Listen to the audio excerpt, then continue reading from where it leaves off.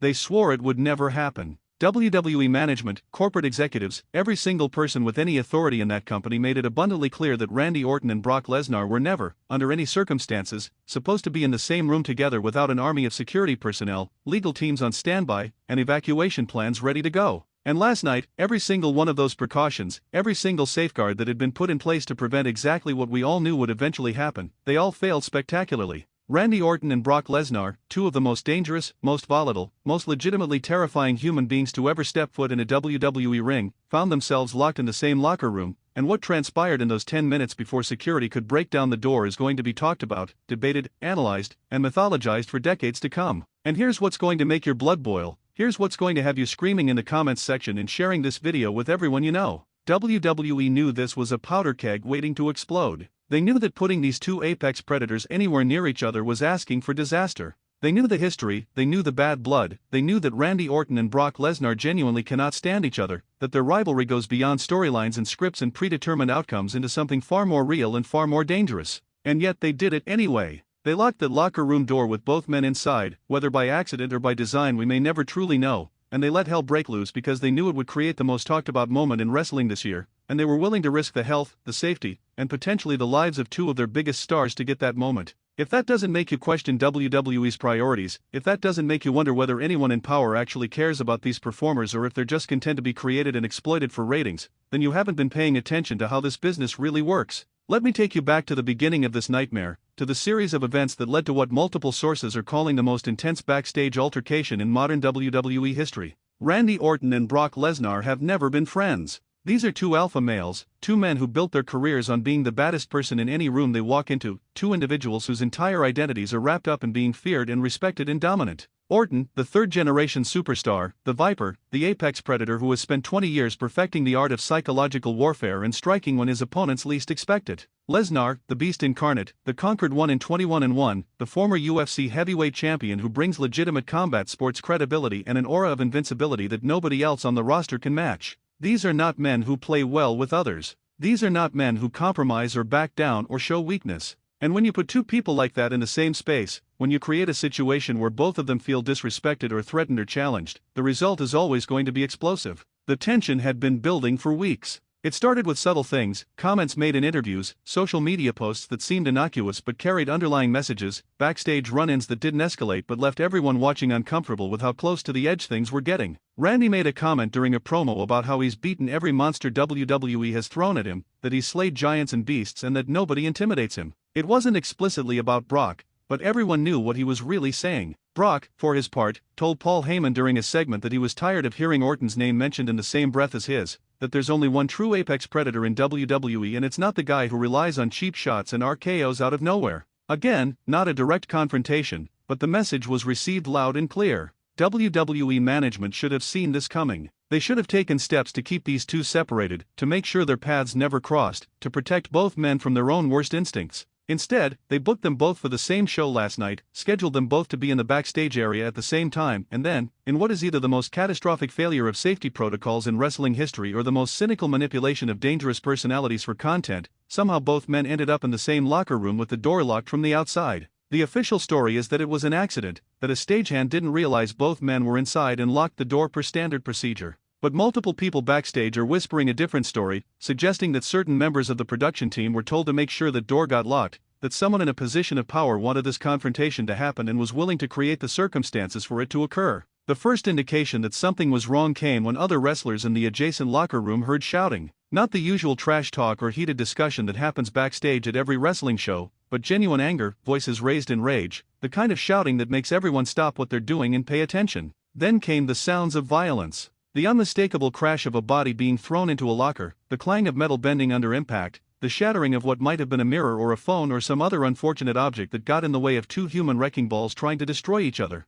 Multiple wrestlers tried the door and found it locked. Security was called immediately, but here's where it gets suspicious, where the official narrative starts to break down. Security took almost 8 minutes to arrive with a key, 8 minutes during which Randy Orton and Brock Lesnar were left unsupervised to settle their differences in the most violent way possible. What happened inside that locker room during those 8 minutes is something we may never fully know. Neither man is talking to the media. WWE has locked down information tighter than ever before, and the few witnesses who saw the aftermath have been warned in no uncertain terms to keep their mouths shut. But information leaks, it always does, and what we're hearing from multiple sources paints a picture of absolute carnage. The locker room, which had been pristine before these two entered, looked like a war zone when security finally got the door open. Lockers were bent and destroyed, benches were overturned, there was blood on the floor and the walls, equipment was scattered everywhere, and in the middle of it all were Randy Orton and Brock Lesnar, both still standing, both still ready to fight, both looking like they'd just gone through a legitimate street fight rather than a wrestling match. Orton reportedly had a cut above his eye that was bleeding profusely, his shirt torn to shreds, knuckles bloodied from landing punches on Lesnar's granite-like skull.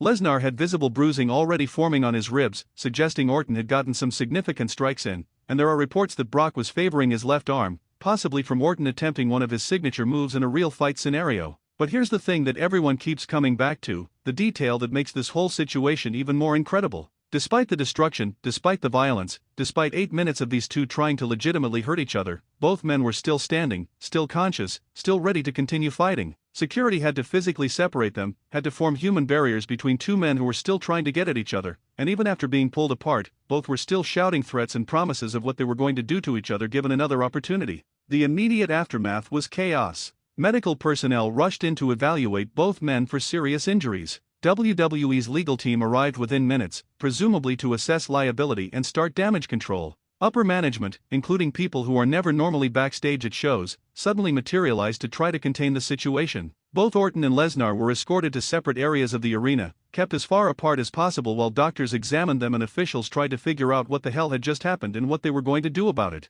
The rest of the roster was buzzing with energy and speculation. Some wrestlers were excited, feeding off the chaos and the reality that two legitimate badasses had just had a real fight. Others were concerned, worried about what this meant for backstage safety and whether WWE had lost control of its own show. Now here's where this gets really interesting from a business and storytelling perspective. WWE has a choice to make, and it's a choice that's going to define how they operate going forward. They can acknowledge what happened, they can incorporate this real-life confrontation into their storylines, they can use the genuine animosity between Orton and Lesnar to create one of the most believable and intense feuds in recent memory. Or they can bury it, they can pretend it never happened, they can find both men, suspend them, and try to move on as if this was just an unfortunate incident that doesn't fit into their carefully planned creative direction. Early indications suggest they're going to go with the first option, that they're already working on ways to integrate this into programming, to turn a legitimate backstage fight into content they can monetize and build around. And that's where the moral complexity of all this comes in, where we have to grapple with some uncomfortable truths about what we're watching and what we're supporting as fans.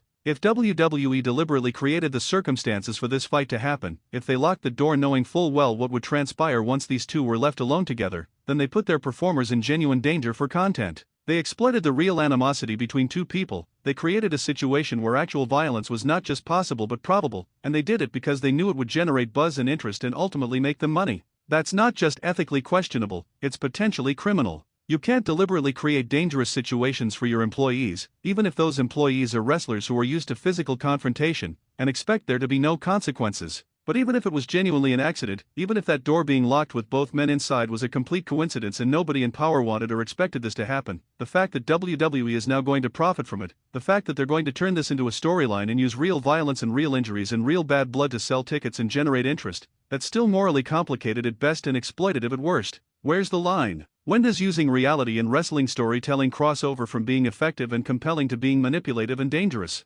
These are questions the wrestling industry has grappled with since its inception, and the Randy Orton vs. Brock Lesnar situation is forcing us to confront them once again. The fan reaction has been predictably intense and divided. Wrestling Twitter exploded the moment rumors of the confrontation started leaking, with people immediately taking sides, speculating about what happened, and arguing about who would win in a legitimate fight between these two. Reddit threads have been going for hours, with people analyzing every piece of information, comparing this to other famous backstage altercations in wrestling history, debating the ethics of WWE's handling of the situation. YouTube channels are cranking out content at a record pace, everyone wanting to be the first to break news or share their hot take or provide their analysis of what this means for both men's careers and for WWE as a whole. One camp is absolutely loving this, seeing it as the most authentic, most must-see development in wrestling in years. They're arguing that this is what wrestling needs, that the industry has become too sanitized and too predictable and too scripted, and that moments of genuine reality breaking through the predetermined facade are what make wrestling special. They want to see Orton and Lesnar fight for real, they want to see a match between them where the animosity is genuine and the violence is as real as it can be within the confines of a wrestling match.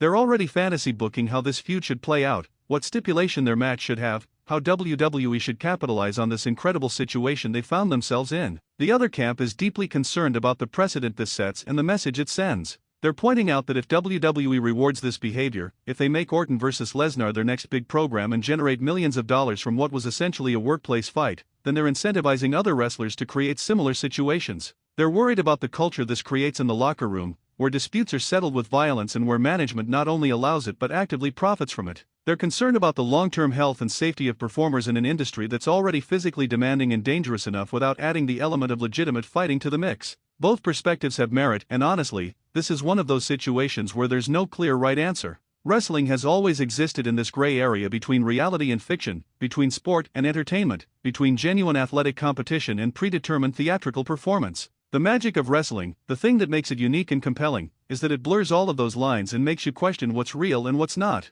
Randy Orton and Brock Lesnar's locker room brawl is the ultimate expression of that blurred line. It was real violence with real consequences happening to real people, but it's also going to be incorporated into a fictional storyline and used to create entertainment. It's simultaneously authentic and exploitative, compelling and concerning, exactly what wrestling fans claim to want and exactly what wrestling probably shouldn't be doing. What happens next is going to be absolutely crucial in determining how this situation is remembered and what its lasting impact on WWE will be. The smart play, the responsible play, would be to address what happened head-on, to have authority figures on television explain that there was an altercation, that both men are facing consequences, and that WWE is taking steps to ensure nothing like this happens again. Then, once some time has passed and cooler heads have prevailed, they can build toward an actual match between Orton and Lesnar at a major premium live event, a match with proper build-up and storytelling that uses the real tension between them as a foundation but doesn't glorify or trivialize what happened in that locker room. The cynical play, the play that maximizes short-term profit but potentially damages long-term credibility, would be to immediately throw Orton and Lesnar into a program, to have them fighting on next week's Raw or SmackDown, to strike while the iron is hot and give fans what they're clamoring for right now without thinking about the bigger picture or the message it sends. Based on WWE's recent history, based on their tendency to prioritize immediate ratings over long-term storytelling, I'm genuinely worried they're going to go with the latter option. They're going to see all the social media engagement, all the news coverage, all the fan interest, and they're going to want to capitalize on it as quickly as possible before the moment passes. Randy Orton and Brock Lesnar are both veterans, both professionals who have been in this business long enough to know how it works and what's expected of them. If WWE tells them they're working together, they'll work together, regardless of any personal animosity. They'll go out there and have a match and tell a story and do their jobs. But there's going to be an edge to it that you can't fake, a level of intensity and aggression that comes from genuine dislike and genuine competitive fire. That match, whenever it happens, is going to feel different from anything else on the card. It's going to feel dangerous and unpredictable and real in a way that wrestling rarely feels anymore. And fans are going to eat it up because that's what we've been conditioned to want, that sense that anything could happen, that we might be witnessing something that breaks the script and goes off the rails. The locker room dynamic has to be affected by this as well. Every wrestler in WWE just witnessed what happens when two alpha males decide to settle their differences physically. Some will be intimidated, realizing that if it can happen to Orton and Lesnar, it can happen to anyone. Others will be emboldened, thinking that if WWE is allowing and even profiting from these kinds of altercations, then maybe they should be more aggressive in standing up for themselves and settling their own disputes. The culture of the locker room is shaped by the actions of its top stars and by management's response to those actions, and right now WWE is sending a message, whether intentionally or not, about what kind of behavior is acceptable and what kind of environment they're creating. What I keep coming back to, what I can't stop thinking about, is the human element of all this. Randy Orton and Brock Lesnar are real people with real families and real lives outside of wrestling. They're both fathers, both husbands, both human beings who presumably don't want to spend their days legitimately trying to hurt each other. But they're also both intensely competitive, both proud, both convinced of their own superiority, and when you put people like that in high-pressure situations with legitimate grievances, violence becomes almost inevitable. The question is whether WWE has a responsibility to prevent that violence or whether, as some would argue, these are grown adults who can make their own choices and deal with their own consequences. I lean toward the former. WWE is an employer, these men are employees, and employers have a duty of care to create safe working environments. Locking two people who hate each other in a room together is the opposite of that, regardless of whether it was intentional or accidental. There need to be systems in place to prevent these situations, and if those systems failed, then WWE needs to figure out why and how to fix them so it doesn't happen again. This locker room lockdown and the hell that was unleashed within it is either the beginning of the most intense feud WWE has produced in years or it's a cautionary tale about what happens when reality and wrestling mix in the worst possible way, and which one it turns out to be depends entirely on the choices WWE makes in the coming days and weeks.